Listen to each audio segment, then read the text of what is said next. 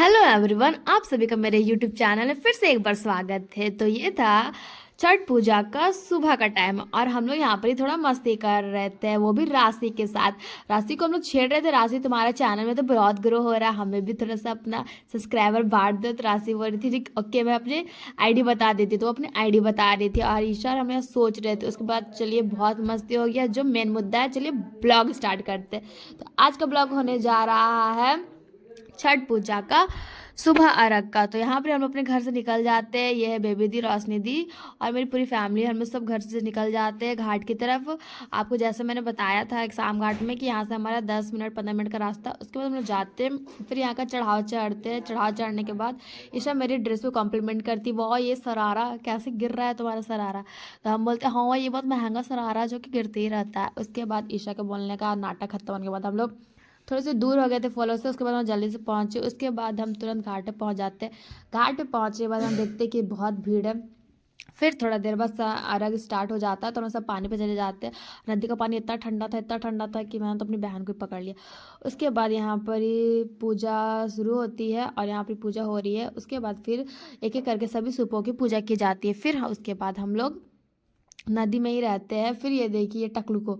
उसके बाद यहाँ पर ही सूर्य देव को प्रणाम करते हुए आप सभी भी सूर्य देव को प्रणाम कर लीजिए और अपनी एक एक इच्छा मांग लीजिए। और ये था मेरा भाई कतारी लेके खड़ा हुआ और ये है आकाश भैया और ये है दोनों दोनों गाना सुनाई नहीं दे रहा, उन लोगों को रील्स बनाना था। उसके बाद इनका आज एनिवर्सरी था इनकी, इसलिए आप सभी इनको हैप्पी एनिवर्सरी बोल दीजिए। और ये बात बहुत प्यारी लग रही थी, बहुत ही सुंदर लग रही थी। उसके बाद पूजा होने के बाद कि सबका दौरा सज रहा था वापस जाने के लिए। फिर मम्मी यार पूजा कर रही थी, फिर हम लोग सब घर जा रहे थे। और यहाँ पर ही घर जाते जाते ही इतना इतना चढ़ाव है ना, यहाँ पेड़ की वजह से इतना अंधेरा रहता है ना, यहाँ नदी है ना तो पेड़ की वजह से बहुत अंधेरा रहता है। तो यहाँ पे हम लोग चढ़ रहे थे एक एक करके। उसके बाद मेरी बहन थक के साइड पे खड़ा हो गई थी और ये देखिए साइड पे खड़ा हो गई थी। खड़ा होने के बाद जैसे कैमरा देखी कि ऑन है वो कूद कर आ गए और बोलने लगी हाय हाय। देखिए इनका मुंह का रिएक्शन यही था।